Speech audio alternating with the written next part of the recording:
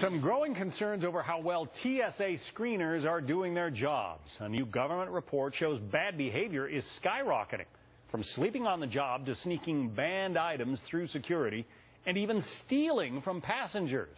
That's my personal worry. Doug McElway live in Washington with that. Doug, so why did the GAO do this study in the first place? Well, John, as we all know, there have been some highly publicized cases where passengers make claims of being groped, where infirm senior citizens are asked to get up from wheelchairs, where small children or wounded warriors are selected for special screening. And that's really what this hearing was about today. Stop with the napping, the stealing, the tardiness, and the disrespect, and earn Americans' trust and confidence. These kinds of cases are resonating with the traveling public, and they're taking a real toll on the reputation of the TSA. The GAO report released yesterday undertook to quantify the problem. Bottom line, while misconduct is a real problem, it's a bit less alarmist than the public may perceive. The largest category of misconduct was showing up late for work and improper cases of leave. That comprised 32% of misconduct. Screening and security issues accounted for about 20% of infractions.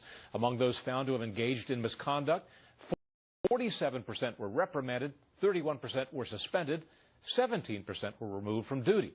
More troublesome for many members of Congress was the lack of a standard for misconduct enforcement. For example, screeners who fail to detect bombs in covert testing are not dismissed, but are usually allowed to retake training, and in some cases repeatedly. If someone fails multiple tests and a simulated bomb is able to get through security and onto an airplane, what should be the penalty for that individual? If our ultimate goal is maximizing the security, and some members believe that airport screening could be better done by private sector employees, John. Well, is there any indication that private screeners can do the job better?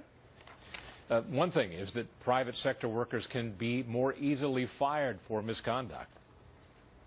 However, there is no indication that displacing 47,000 federal employees would result in less misconduct or result in lower cost.